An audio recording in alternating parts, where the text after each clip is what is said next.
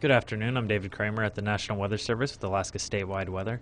Starting off for the remainder of the day, mostly high pressure over the mainland part of the state, keeping areas clear and dry until we get out over the Bering Sea, where a deformation zone is set up over the eastern Bering, stretching just off the coastline of the west coast, bringing snow to places up north from Gamble down to Nunavik Island, switching over to a rain-snow mix through the eastern Bering, and then down into the Alaska Peninsula, starting to become rain.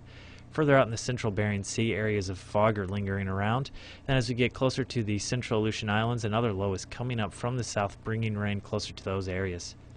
Way out in the southeast, we have another low-pressure system bringing in a rain and snow mix to areas from Sitka and further to the south to the Ketchikan area, starting to switch over to rain as we get further to the south.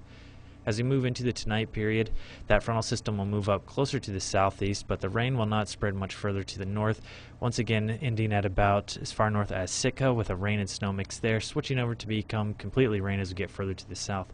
High pressure will continue to dominate mainland Alaska, extending from the north slope all the way down to the south central and to the western part of the state throughout tonight, and then deformation zone will continue to bring snow and a rain-snow mix to places just off the western coast, extending down from Gamble down into the Alaska Peninsula with some isolated snow showers out in the western Bering Sea and western Aleutian Islands.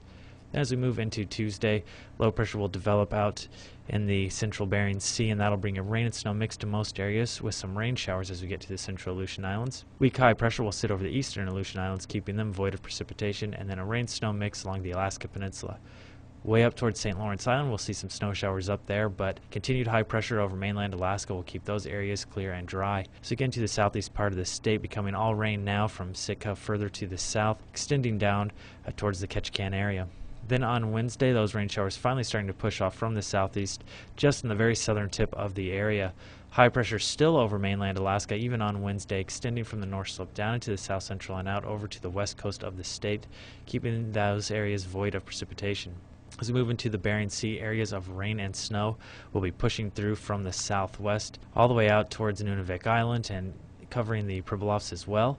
Central Aleutian Islands will see some rain and snow mix as well, and then as we get further to the west, starting to see more rain with areas of fog mixed in for the western Aleutian Islands. With Alaska statewide weather, I'm David Kramer.